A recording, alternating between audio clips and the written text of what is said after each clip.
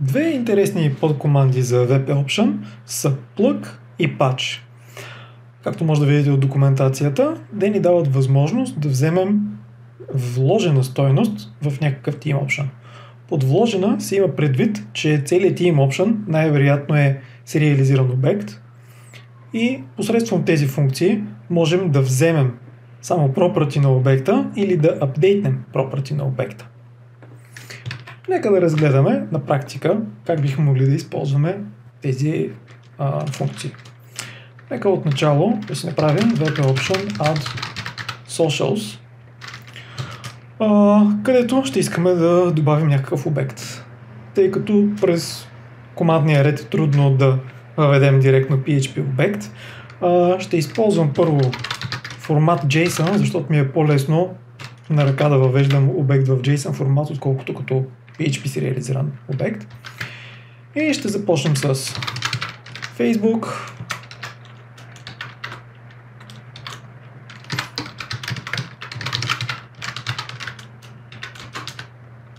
После Twitter.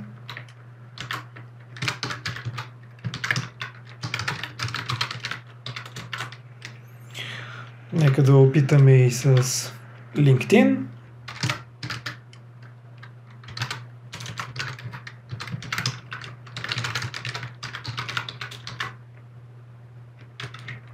Само че пропуснах да подам ключ.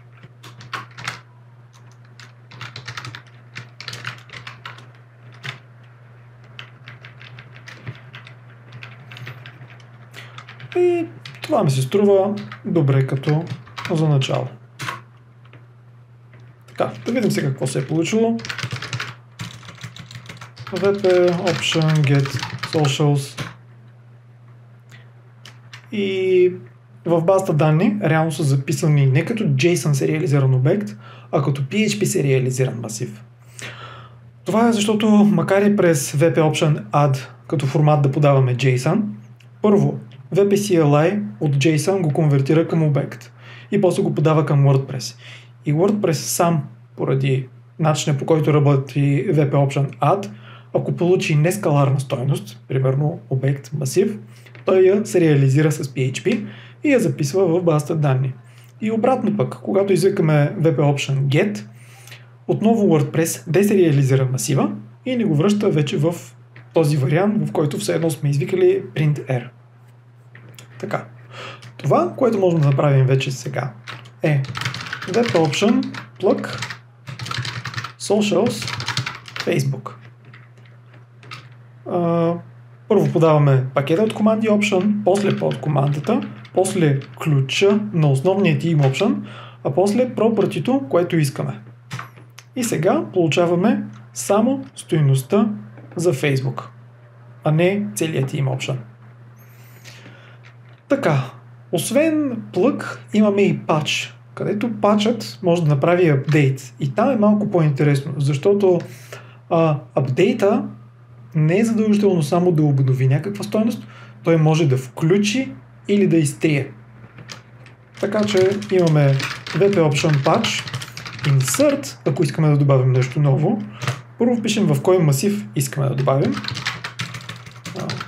Socials и искаме да добавим Instagram.